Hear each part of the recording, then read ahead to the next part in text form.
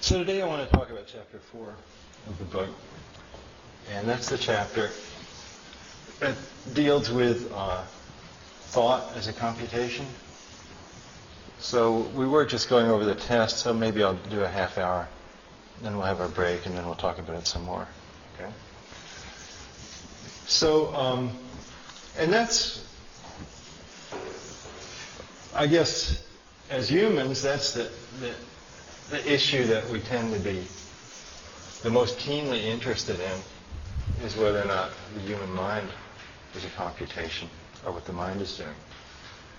And so one thing I start with in the book is we can get this sort of black box picture of the mind to begin with, that we have sensors that feed things into the mind, and then we have what are called effectors that give the outputs. And sensors, like your eye, ear, taste, touch, the 5 senses. And the effectors, muscles, also your glands that produce hormones, things like adrenaline. Like if you think about something that you're anxious about, your adrenaline pumps up. And that's not really a muscle so much as a gland. And it's also, though I didn't put that in the book, it's also the case that sometimes the effector in some sense feeds back into the mind. That is, you have an idea, it goes back into the mind. But for now, suppose we ignore that part. And we're just looking at, we have some entity, it gets things from the outside world, and then it does things. Okay? You might also, speech would be another example of an effector that you do. Motion. That's really a muscle thing, speech. So then the question is, what's inside here in this part that we call the mind? Now, I might mention in passing, we usually think of the human mind as residing in the brain. But that's sort of maybe a modern prejudice.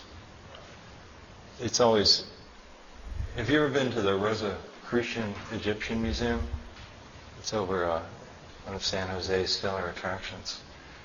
And they have this jar there with this case with these jars, and the Egyptians, when somebody died, they'd put their intestines in this one jar, and they'd put their stomach in another jar, and they'd put their liver in another jar.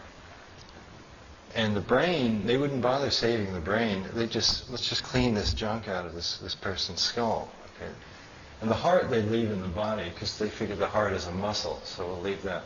So they'd mummify all the muscles and the heart, and the organs they'd save in these jars. And the brain, they'd say, oh, that's just some snot. Let's just throw that junk away.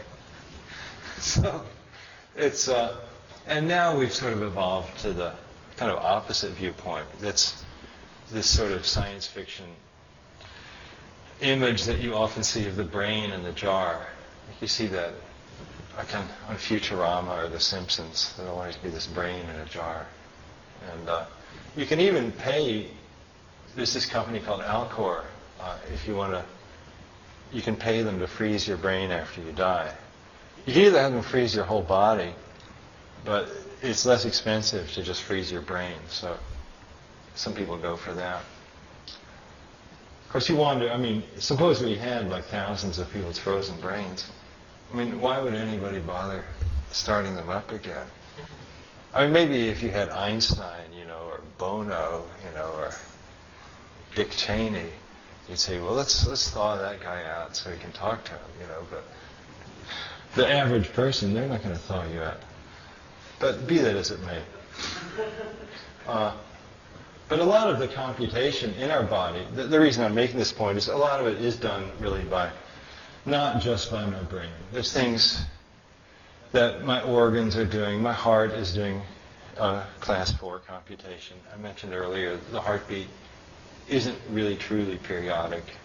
And my muscles, there's all sorts of computations going on in my body. But, and it's good to be aware of that. and not get too hung up on your brain. But even so, mainly in this chapter, I do talk about the brain, because that's what we think about the most. Now, when we want to start modeling how the sensors do things to the effectors, there's simple sorts of things you can do.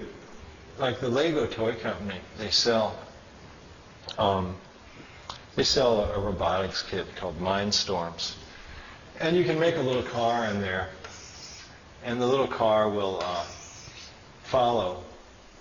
If you can like put a piece of tape on the floor, and the car will follow the tape, assuming that the floor and the tape are a different color.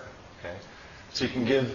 The way it works is you give the thing two little, basically eyes, light sensors that are kind of looking down, and suppose it's a little bit off the line here. And if one eye is over the line and the other's not over the line, suppose that the line is white, and suppose that the floor is black, okay? Then you can tell this little guy, okay, if what you're seeing in both eyes is the same, that's cool, you're straddling the line, just go straight. But then if suddenly one of your eyes starts getting brighter, then you want to turn to the left to get back over the line. So you'd want to actually rev up this wheel. So we'd have a line kind of running like that. So we'd have a sort of a cross here in the neural system. The left eye would go to the right wheel, the right eye would go to the left wheel. And you could basically, without really having any logic in it, you could just say, have a little motor on each wheel and have the intensity of how fast that motor's turning be keyed to how much light is coming into this sensor. And that would be enough to make the thing straddle a line, assuming you have the right kind of white on black line. And so things like this are what we sometimes call reflexes. And we have a lot of those in our body and brain. You know, I mean, if something comes at your face, you blink. You don't have to analyze it. It's like a real fast. Sometimes what people talk about hardwired reflexes. Somebody hits your knee, your leg kicks. There's a lot of those things built into us.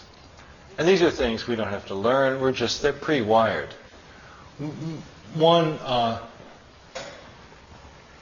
Often people talk about trying to make robots that behave like people. And the thing that we always need to keep in mind, and you'd say, well, couldn't I just teach a robot? I can teach a child. But probably 98% of the, I'm not sure what the percentage would be. I'm not even sure how to measure it. But I would say a very large percentage of things that you can do as a computing organism are things that you're born with. I mean, all that reflex stuff, that's already there. That's in place. And lots more is in place, too. The brain's been evolving.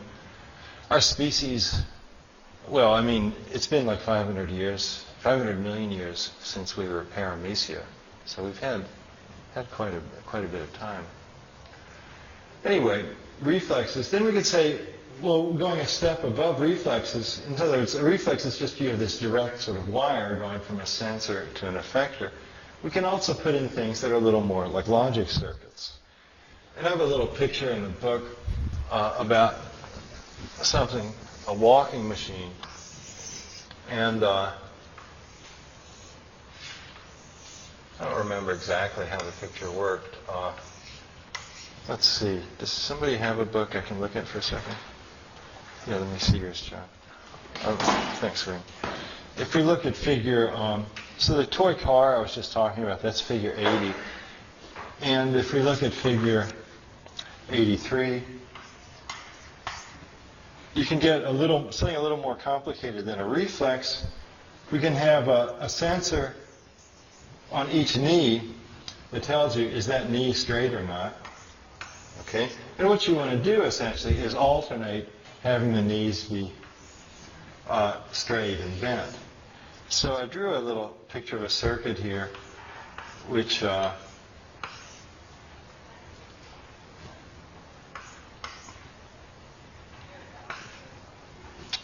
looks like this. And let's see. Looks like in figure 83 there, And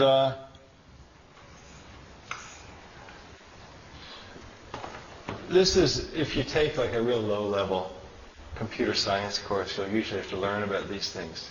This picture I've drawn here, this is what they call a logic gate, and this, I think, is that an AND gate or an OR gate? Let's see. Yeah, that's an AND gate. So the idea, what we've got in this little circle means not. So this is basically saying, if your left knee is not bent and your right knee is bent, then you should straighten the leg. Is that right? No. Yeah, I guess that's true. Yeah. So if your left knee is bent and your right knee is not bent, then this is my right leg. Okay. Let's suppose we're standing behind him, so we don't have to flip everything. So if my left knee, and let's say this measures straight enough. So if my left knee, and flexing this muscle, when you flex that muscle, I guess that bends your knee when you flex your thigh muscle. So, whatever. Okay, you can trace it out. Okay, so when I'm walking, if this knee is bent and this one isn't, then I want to straighten this leg and bend the other one. So I want to alternate doing that. And so we set this in motion, and we'll see this thing start walking around. While I was at MIT this weekend, I went to the robotics lab. There's this guy called Rodney Smith. He's a famous robotics guy. He built an ant a few years ago. It's called Attila the Ant, and it was on the Scientific American. And actually now Brooks, he's the head of this division there. They have this beautiful new building called CSAIL, Computer Science Artificial Intelligence Lab. Really neat-looking building, designed by Frank Gehry. It's all curvy. And they were making, what they keep working on is trying to make robots that are one of the things. There's different camps. Some people are interested in the AI as software. Others are interested in the robotics, AI as machines that we're making. And they're sort of going back and forth. And one thing that people, they're always working on trying to make things that are better at walking around. Sony, a couple of years ago, started making people that could walk around a little bit. And there's a lot more. They were showing me this one robot that had a hand. It had two eyes, and it could sort of notice if something was moving, and it would point the eyes towards whatever was moving. So it had this very alert look to it. And then it was actually sort of, you know how like the image of a deadhead, at a concert, and they're tripping, and they're just looking at their hand, And this is sort of what that robot would do when nobody was bothering it. It would like just be looking at its hands and moving its hand around and learning to watch its hands. Like that's something eye-hand coordination. That's something that we have, but I guess it's high level enough that if you're a stone deadhead, it can seem like pretty exciting that you can do that. Okay, but this robot's name was, what was his name? Oh, Domo. And it was really nice to touch Domo's hand, because there are all these springs and muscles. So the fingers, it didn't feel like mean, like a robot usually does. The fingers were real kind of gentle to touch, and you could push on them and they'd push back a little bit. It felt very live, and it was cool.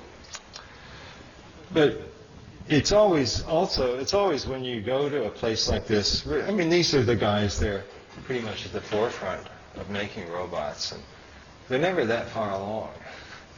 It's just, you think, well, and you'll read an article about it, but it's really still, they're just things that are being done by grad students for their thesis projects. I mean, people pretty much like you all that are just, putting these things together, and it's not like it's going to happen.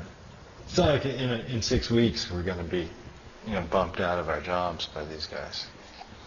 Domo doesn't have legs yet, anyway. It's just the top of his body there, just sitting there looking at his hands. But I'm not going to take your job tomorrow. Okay. Now the thing is, once we get to this idea of having a logic circuit inside a body, then that's where we sort of say, well, let's let's push this. What if we put, after all, if you draw like what's on a computer chip, it's really just a whole lot of these little wires and gates and OR gates. And we could say, well, maybe that's all that's going on. So then we say, well, where do we have things like that in our body? And of course, the place where we look is at the neurons. And the neurons, they have this quality that they have inputs, okay, and then they have outputs, okay. So generally, a neuron, it's a cell, and there's cells that kind of reach out and have these endings that are kind of sensitive, and then generally speaking, there will be some of these protrusions from the neuron will act as the inputs, and then there'll be one particular protrusion from the cell that acts as the output. And this output is often called the axon, the fiber of it. And these places where, and this would be the axon of some other cell, and where this thing almost touches this thing, this is called the synapse. Okay, it's where you have the ending of one cell's protrusion is almost touching the other cell. And the idea is that a neuron can fire, it can send an electrical signal out along its axon. And sometimes it's sort of also a little bit like a chemical signal. It's not exactly, it's not like it's a copper wire. It's sort of like a bioelectric signal goes out there. And then there's a stimulation that jumps across the synapse. And this stimulation, to some extent, it's electrical, but it also has to do with this thing simply secreting some chemical that then goes across and sticks to the synapse. And it's all incredibly gnarly and complex. The more you ever read about the physiology of the brain, it's mind-boggling. But what we want to do, if we then look at the brain has this sheet on top they call the neocortex. Okay? And the neocortex has a couple of layers. It turns out what's in the neocortex is what they call the middle layer, the upper layer, and the deep layer. Okay, so you've got the upper layer on top, you've got the middle layer, and the deep layer. So that's the sort of stuff that's on top of the outer part of your brain. You know, that sort of white part that's all convoluted. And the idea is the sensors feed, generally speaking, the sensory inputs mostly go into the middle layer, and then these feed something into the upper layer, and then the upper layer feeds back into itself. This is where the computation takes place. It circles around, and then eventually the upper layer sends signals out to the deep layer, and then the deep layer goes and tells the muscles, the glands, your speech organs to do things. Okay? So there's this sort of multiple layered process that's taking place in your brain. And again, there's a lot of neurons. There's, what's the number? Is it a trillion? No, I think a trillion's too high. 100 billion. So not quite a trillion. This about 100 billion neurons in your brain. A lot of them. And another reason that the brain is complex is that the neurons, they're not that simple. They're actually, they have really a lot of internal state. There's all sorts of chemicals in there. The structure is very complex. So kind of a huge amount of data there. But, we're monkeys. We like to fiddle with things. So we say, oh, we'll make one. Okay, we'll figure it out. So what we do, and I'll just tell you this, you're starting to look a little fatigued, so I'll just tell you one more thing, and then we'll take our break. Okay? What we do in computer science and in analyzing the brain is we have something that we also call a neuron, but really it's a neuron in quotes. Okay? And this is your computer science neuron. And this is like a very simple device. We say, we give it some input lines, and maybe input 1, input 2, input 3. Now each input, we put a little weight on that input. So weight 1, weight 2, weight 3. Now these weights normally, we like to take the weights to be real numbers. between 1 and minus 1. We can think of these signals also as being, generally speaking, being between 0. Generally, we think of the signals as being positive. Okay, so the signals, this is going to be positive between 0 and 1. And then what we have in here is some value t that's called the threshold value. And then we have a single output line. And the rule that these things work by is we sum up your inputs. You take my weight 1 times input 1 plus weight 2 times input 2 plus weight 2 times input 3, and I get a sum, okay?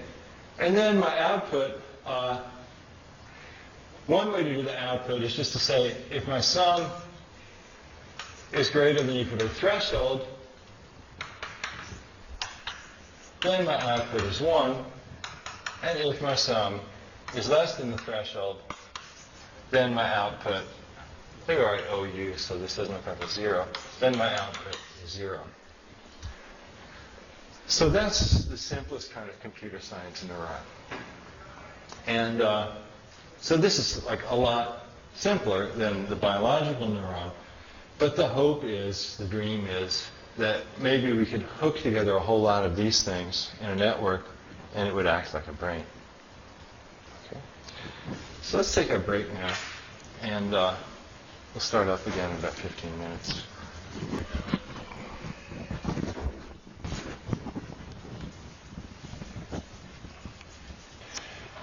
Okay, let's get back to the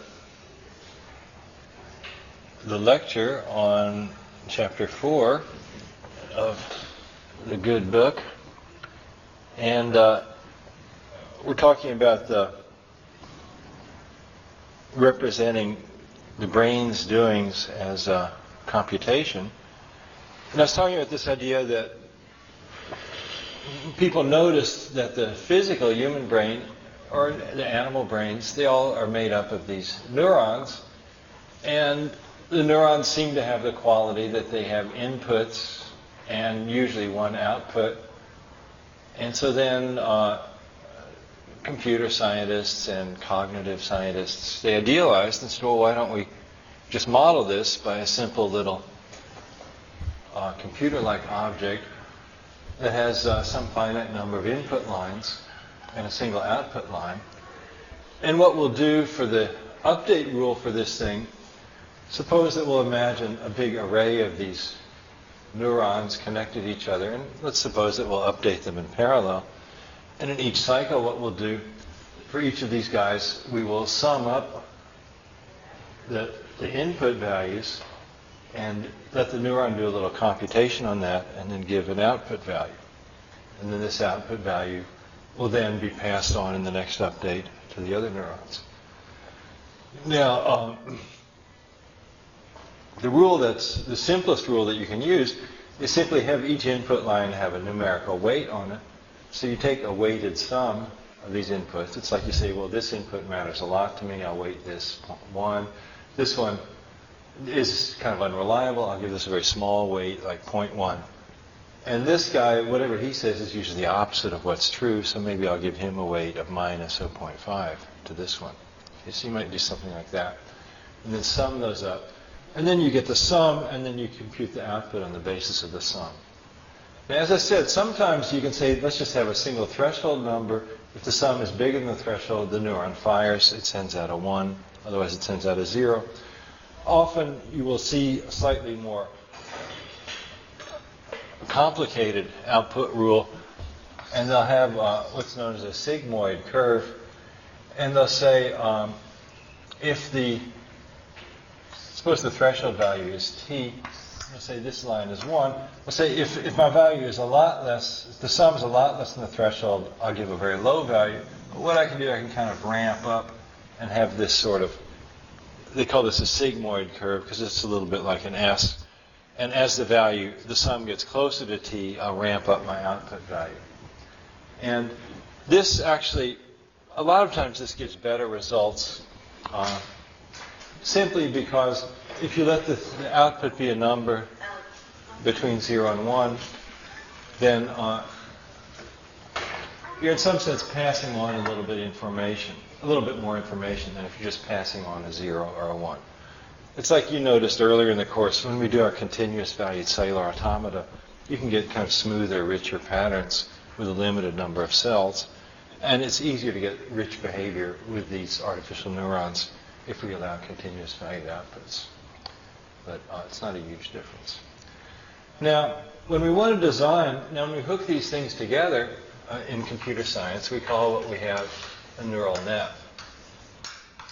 And I'll say a little bit about how we hook the neural nets together and how we get them to do things. There's sort of a saying among computer scientists that neural nets are the second best solution for any problem in artificial intelligence. And there's two aspects to that. One is that they're so plastic, so malleable, you can actually do pretty much anything you want to with a neural net. The second best aspect has to do with the fact that the neural net usually does not involve any kind of aha, any kind of clever representation. It sort of just pecks the problem to death. It just kind of beats the problem to death. So it's usually, if you get a really elegant solution to an AI problem, then you would prefer that to a neural net solution. But the reality is that a lot of times we can't find an elegant solution. Things like speech recognition, neural nets are being used a lot these days. Like when you talk to a voice bot on the phone, and you're telling it your name or something. You're saying something, and somehow it's turning that into a spelling. It's turning that into a spelling of your name, so it can type it out. And it's using a voice recognition system that's based on neural nets. And okay, so how do neural nets work? Well, again, we kind of look back to the brain. I mentioned earlier there's different sort of layers in the cortex, and the sensory inputs come into some neurons, and then they go to some other neurons, and then they go to still another layer of neurons, and then that goes to the muscles.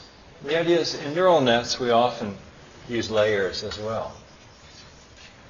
Now, I'll describe one particular neural net because when I used to teach the AI course over in the CS department, this was an example I found. It was created by it's this good book we used. It was called Machine Learning. And the author had made up this really nice experiment you could do. He had this big file of photographs of people. They're in this really simple format. And each photograph was, I think it was maybe, well, let's see. I'll look at the number that I've got here. Each was 30 by 32 pixels in size. Okay, so 30 by 32 pixels in size. And each pixel had a grayscale value. That was basically just a byte. It was a number from 0 to 255. Okay, from 0 being black, 255 being white. And what he had done, he had taken pictures of all the students in his class. And not just one picture, he'd taken pictures of them looking to the left, looking to the right, looking straight, looking up, and then doing all of those four things, wearing sunglasses. And I think maybe he'd also done pictures of them smiling and not smiling. So there's kind of this nice big bunch of pictures. But each of these inputs was, 30 times 32 is what? 960 inputs. So the idea is, he said, well, let's make a neural net. And again, this is an experiment I used to do with that class, and we would do that too. We said, let's imagine having all these inputs, so that we'd have an input from each pixel going to this neuron. And then we'd have an input from each pixel going to the second neuron, an input from each pixel. You might think you'd need a lot of neurons to do something hard, but it turned out 3 were enough. Okay? So these were the sort of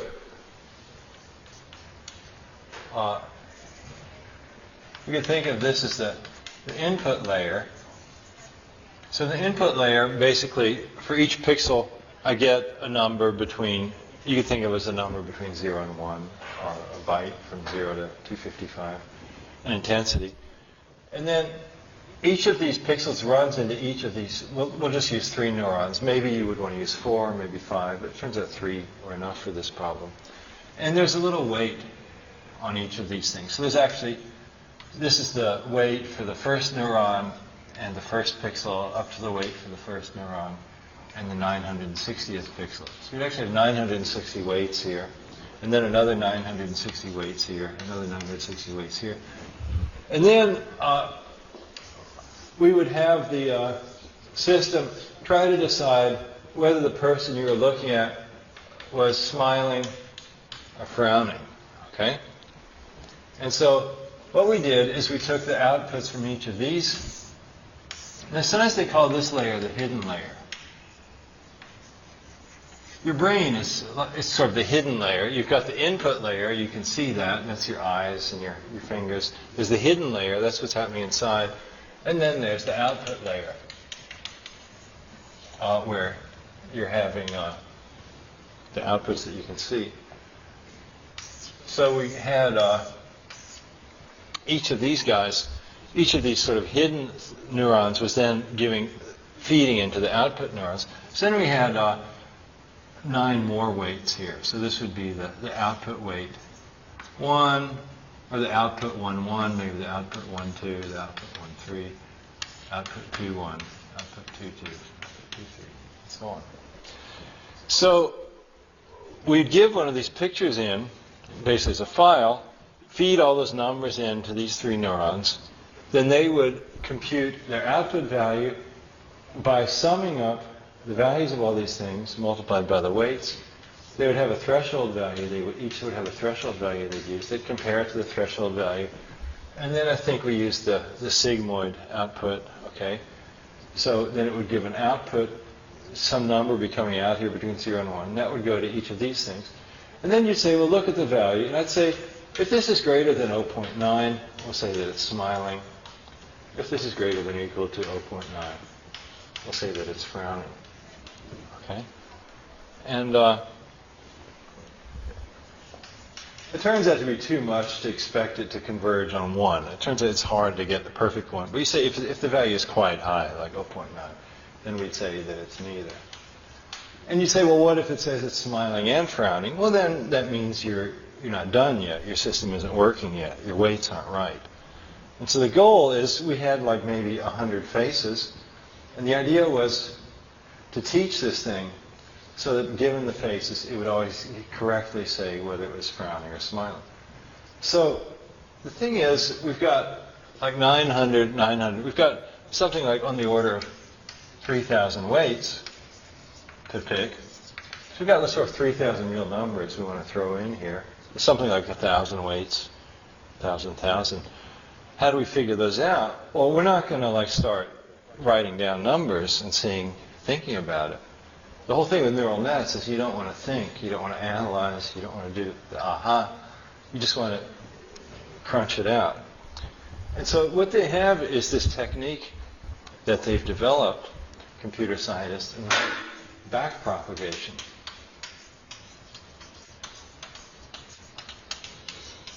And they speak of training a neural net.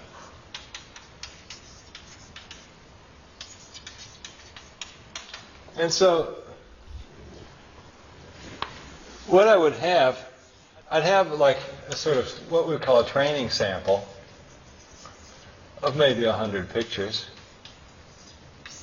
And I'd feed the pictures. So I'd start just with some random configuration of the weights, just throw in some random numbers. I don't want to think, I'll just put in random numbers. Then I give it 100 pictures, and each one, and I know for each picture, I've decided this is a smiling picture, this is a frowning picture, so I know that. So I look at its answer, and then if I'd say the answer should be 0.9, but it gave me an answer of 0, so that's an error of, it's off by 0.9. So I sum up the errors. So I give it the 100 numbers, I sum up the error term, and then what I do is I say, okay, the error is high, therefore something's wrong with the weights. So then I do what's called backpropagating. So particularly, if this one is usually right, then I'll say the weights coming into here are okay. I'm not going to bother with this one. But if I'm getting a lot of false positives and false negatives on the smile, I'll say, okay, these weights are bad. And then I'm going to say, okay, what's coming in here is bad. But then you also back propagate. You say, not only is this weight bad, probably what's coming out of this neuron is bad as well. And so then you go back and look at these, and you push the error term back.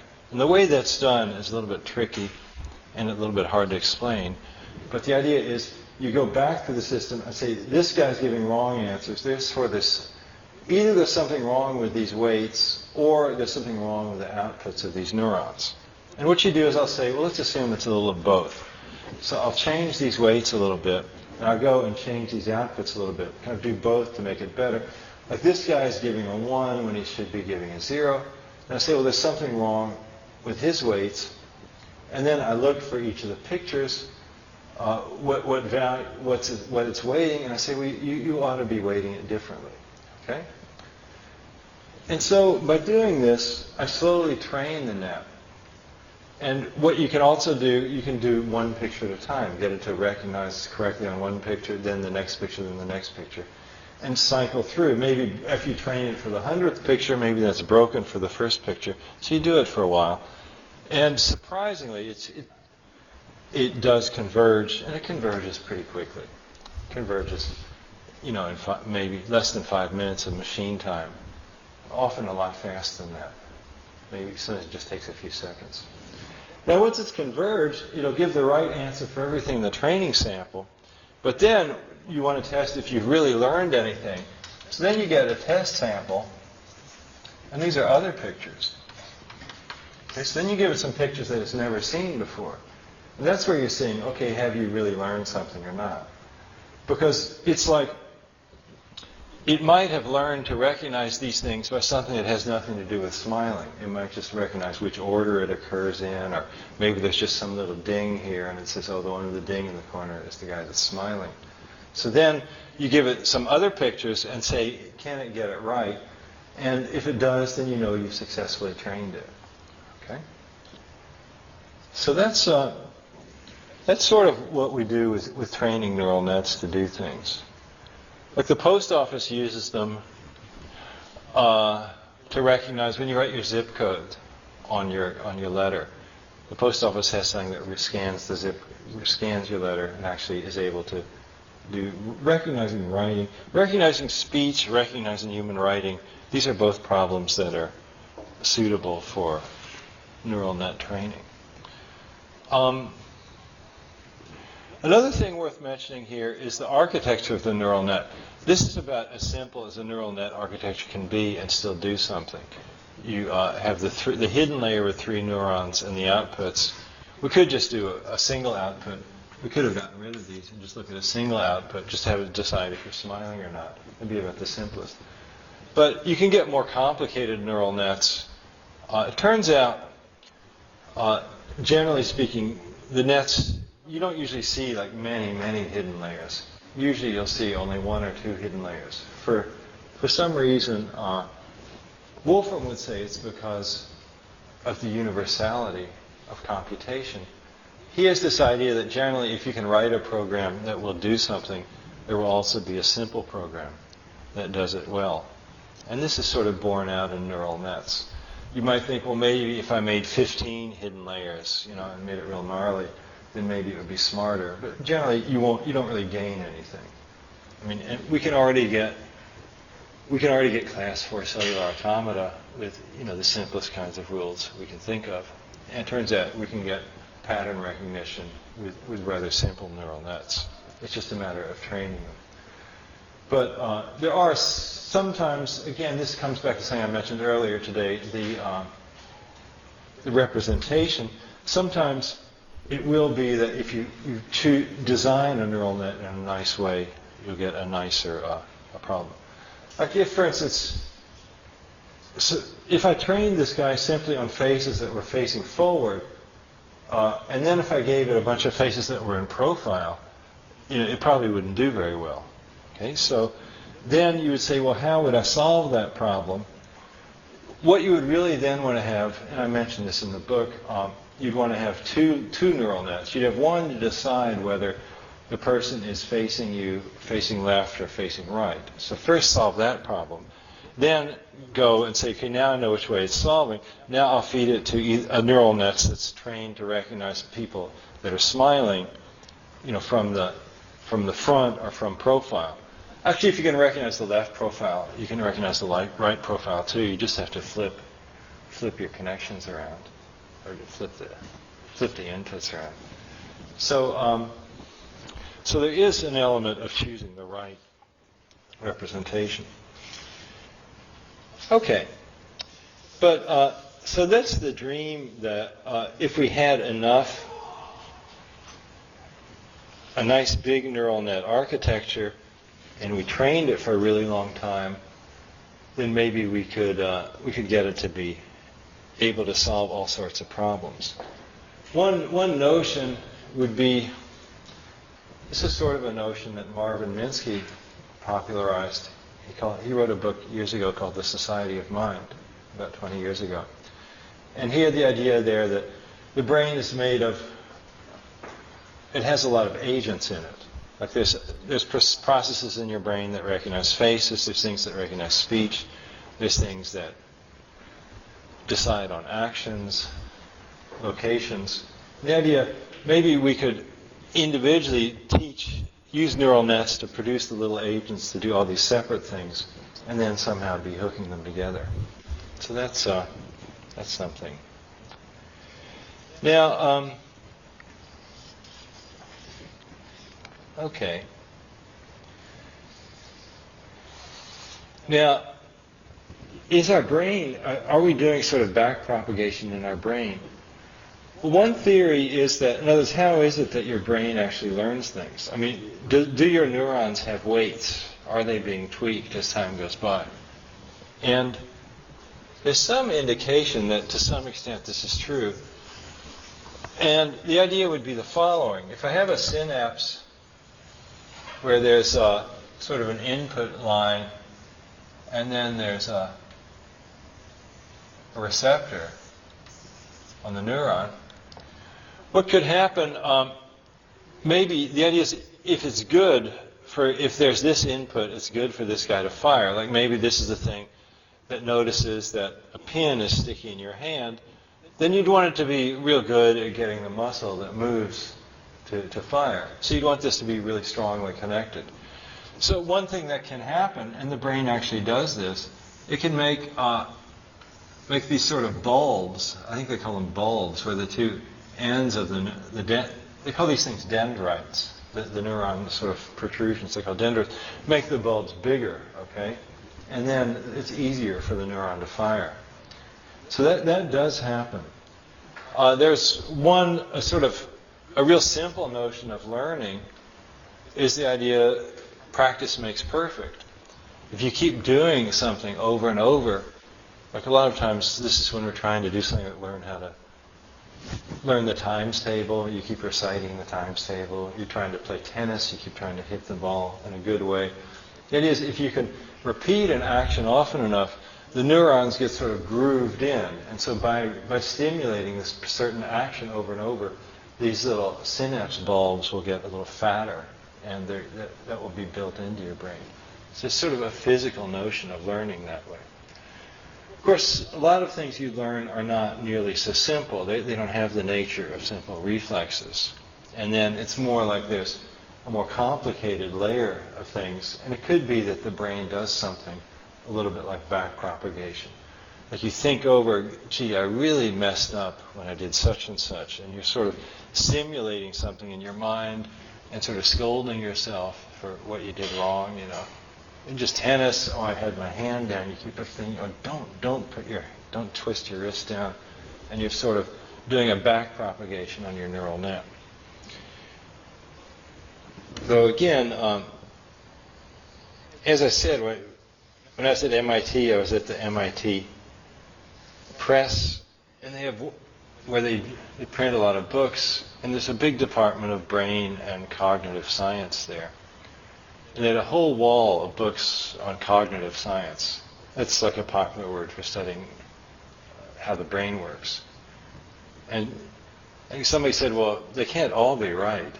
There's like hundreds and hundreds of books about how the brain works, and we never.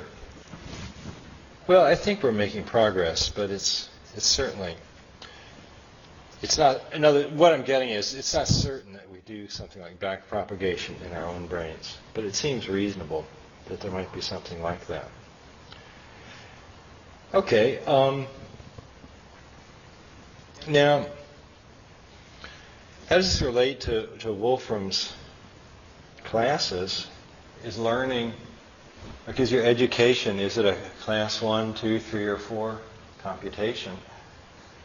Well, sometimes when you sort of learn something and sort of you've got it, like, again, arithmetic is always a good example. I learned that 7 plus 8 is 15. Then I sort of finish that. Then there's other kinds of learning that are more periodic.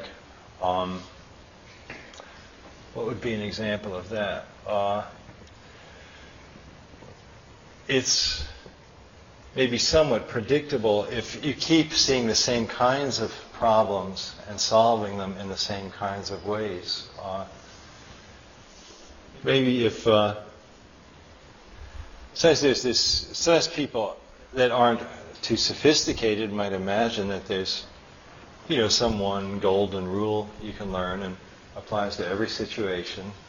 I mean, people do try to make up golden rules, do unto others as thou would have them do unto you, or life is suffering, various golden rules we could have.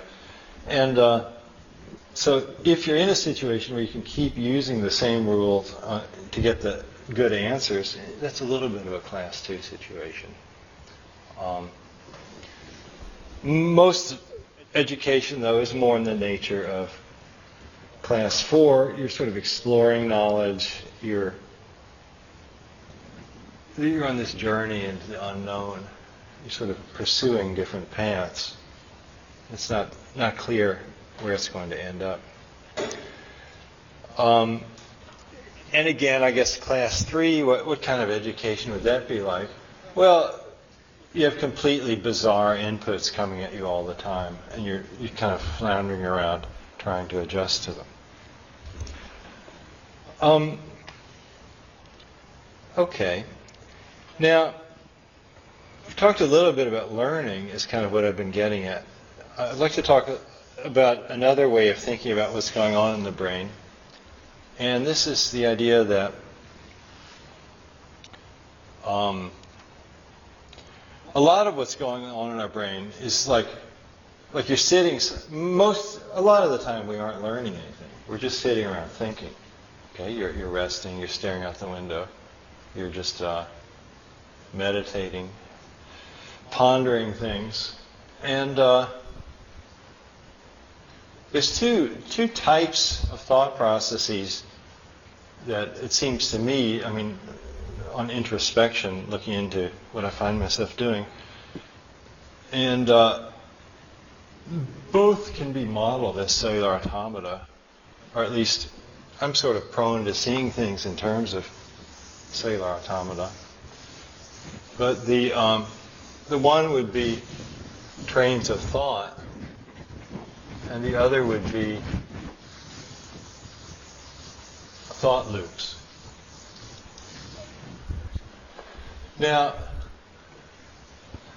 the CA that's a good example of trains of thought is is the rule that I've talked about before called Brian's brain.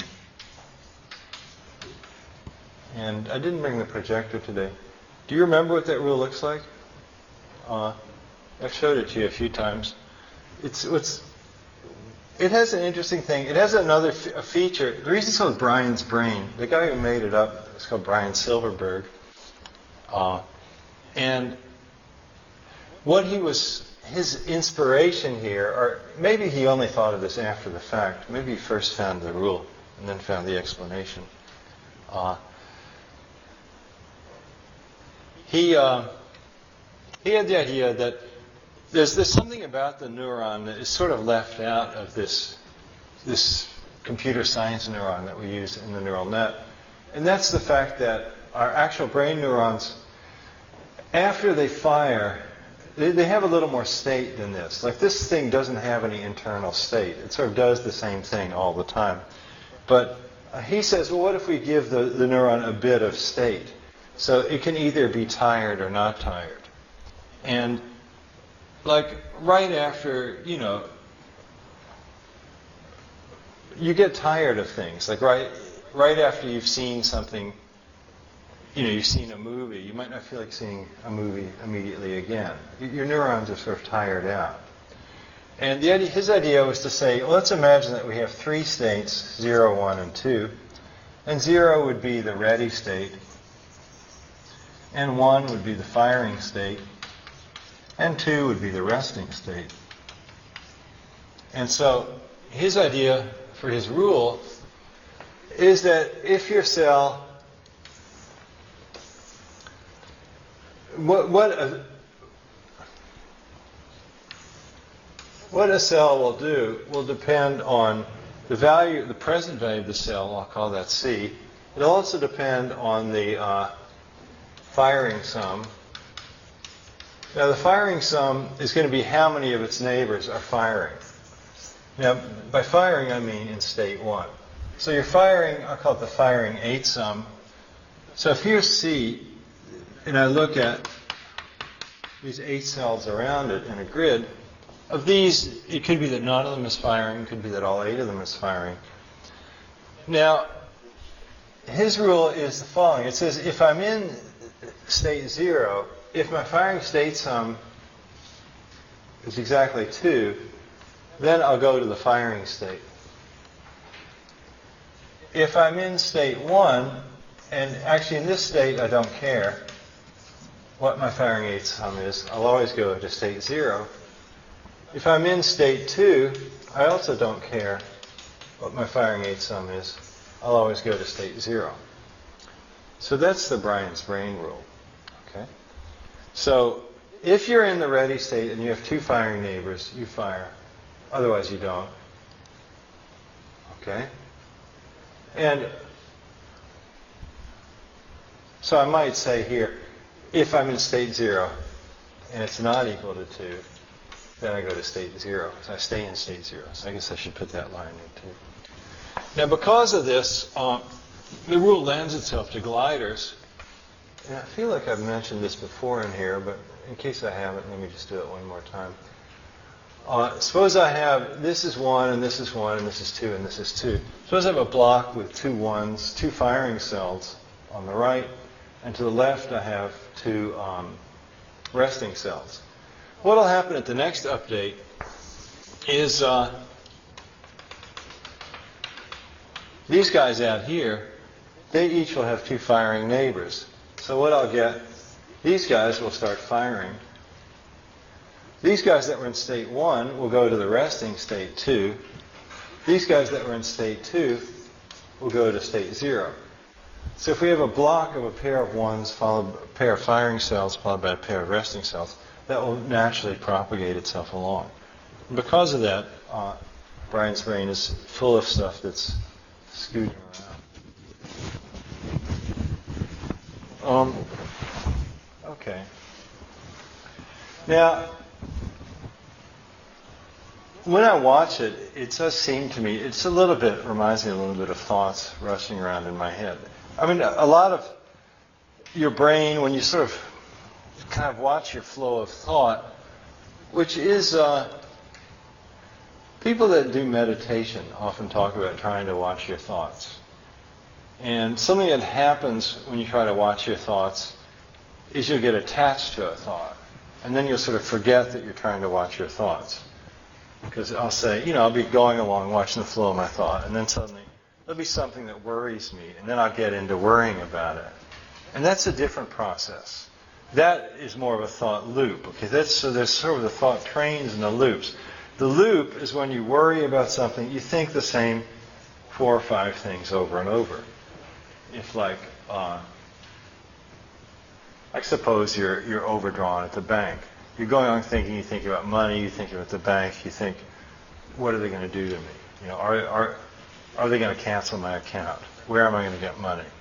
I'm overdrawn. What are they going to do to me? Are they going to cancel my account? And you just sort of circle around these concerns. And usually that's something, it's not necessarily the most pleasant thing to be doing. It's, generally speaking, any thought loop. I guess if you can be in a thought loop, I'm happy. Boy, I'm happy. If you could just be in that kind of a loop, that's nice. But human nature is such that the things that we tend to get into loops about tend to be more.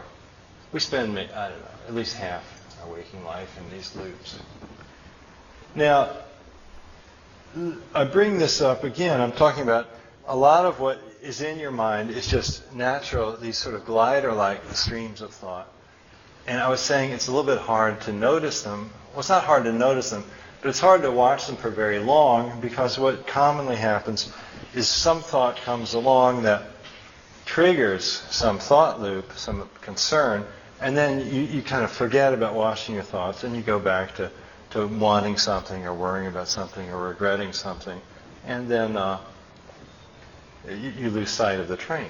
Not that that's necessarily a bad thing, though if you're trying to meditate, then you might say, well then, gosh, I'm not good at, you'll worry about something for a while and then say, whoops, I was worrying.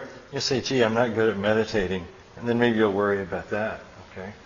So it's, but it's nothing really wrong about that we do this. It's just a phenomenon that happens. Okay. So there's the glider-like flow of thoughts. The other thing, as I say, is the loops. And I think a really good example of a process that seems like that is our friends, the Jabotinsky scrolls. Because if you look at a CA that's running a scroll, you just see it kind of doing this spiral, just is sort of endlessly turning here. So this loop is kind of endlessly stimulating itself, just pulsing, pulsing, pulsing. One thing I got interested in was trying to write some CAs that would combine the gliders and the Jabotinsky scrolls. And so far I didn't find any really great ones. I just did some sort of obvious tricks to have one triggering the other. And I think there might be some nice way to do that. Okay, but anyway, the point is here we're thinking in a more metaphorical way now here. We're not really trying to make a neural net that can read or recognize faces. We're just saying, what does it feel like? Philosophers like to use the word phenomenology. That's a great philosophy word. Sounds so cool. I like that word, phenomenology. And that's like it's the study of your sensations, the study of what you perceive about the world, the study of how things look to you. And so I'm sort of talking here about the phenomenology of the mind. There's a famous book with that title, The Phenomenology of the Mind. And we're saying, what is it like in my head? What am I seeing in there? And I'm pointing out that the two kinds of things that I see is the thought loops and the trains of thought.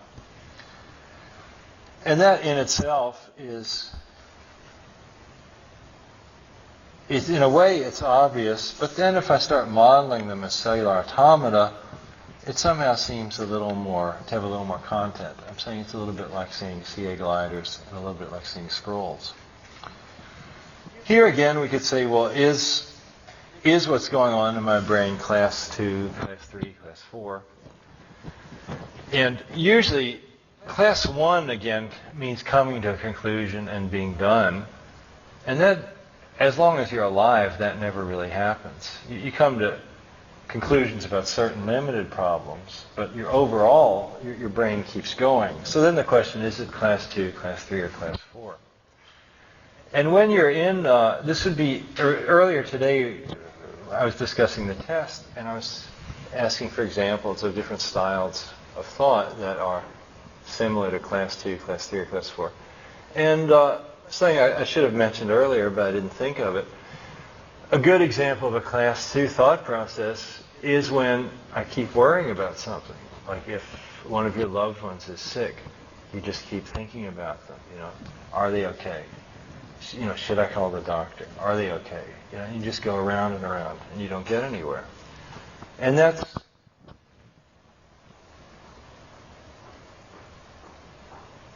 one of the modes that we think in. And again, I wouldn't say again, we can just be phenomenologists here. We don't have to say that's bad. You shouldn't think like that. That's just one of the things that your mind does. You get into loops, and those have a class 2 quality. The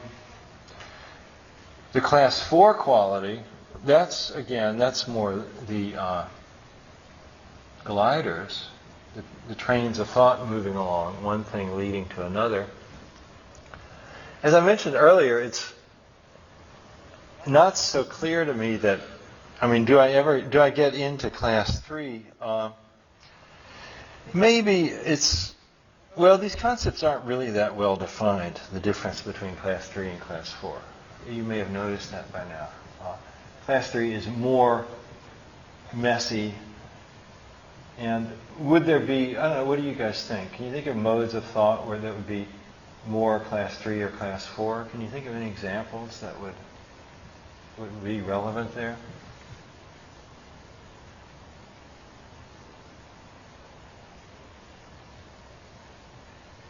Well, depends on how long, what kind of period of time, what duration of time you're talking about. Let's say a minute. If you say for a year, oh, okay. For a minute. Yeah.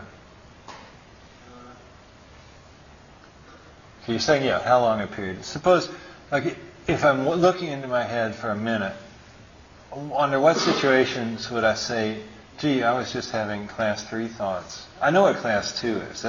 I'm going to spend a minute worrying about the warning light on my car engine and what I'm going to do about that. Okay? So I know how class 2 feels. But class 3 and class 4, how would that feel different?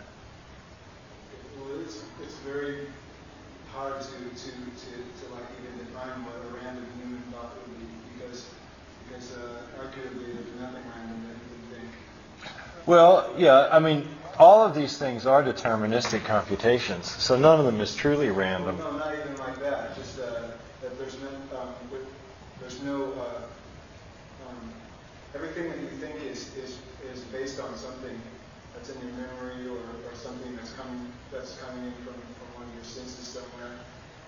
Well, I'm in sensory deprivation. I'm lying on my bed with my eyes closed. Nothing's happening. Now, if I'm planning the plot of a story that I'm writing, that feels like class 4. In other words, it's not predictable because if it was, I wouldn't have to lie there doing it. I would just know how to do it. I'm sort of working something out. It's some kind of growing something. So that's more like class 4. Now, class 3, would that just simply be like, it could just be letting the thoughts bubble up. In a way like Rule 30, it's just this sort of fizzing. Perhaps if you receive a blow to the head. Well, I don't want to get so drastic. I'm just lying in bed. I think almost if we accept the whole premise that everything mental is a class 4 computation, then something class 3 would almost assume like a dysfunctional brain in a sense, and everything where like if I were having a really schizophrenic episode on a particular day, or if I was going through an episode of Tourette's and stuff just started firing off randomly. Well, I think there would be degrees, though. We could say sometimes the way I'm thinking, a lot of times, like maybe I have some purpose. If I'm thinking in a more purposeful fashion, maybe that's more likely to be class 4. I don't know. Or perhaps something more like pre-association writing, much more randomly than. Yeah, maybe if you're deliberately letting, like you're dropping off to sleep and things are just popping into your head and you have no reason, that would be more like class 3. I feel like for me, I get kind of clashed with 3 thoughts when I'm trying to think about something. Like I only let it go out when this one thing. My mind will immediately try to think about everything, but it's always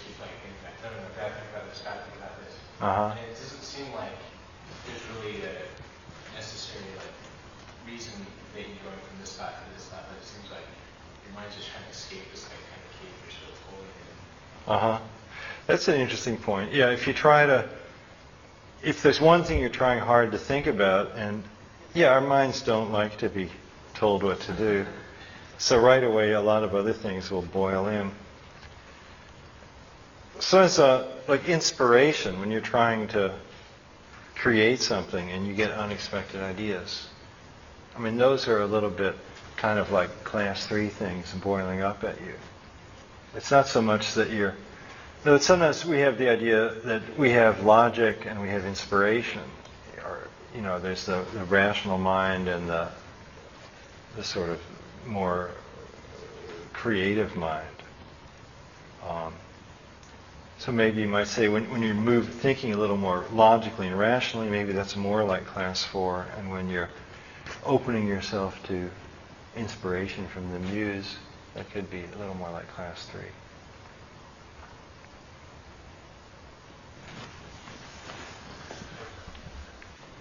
Let's see. Maybe I've lectured long enough today. You all are starting to look sort of exhausted. Yeah. Let's knock off here at the end of section 4.3, and next time we'll start up at section 4.4. But I'll make you stick. I'm going to turn the tape off.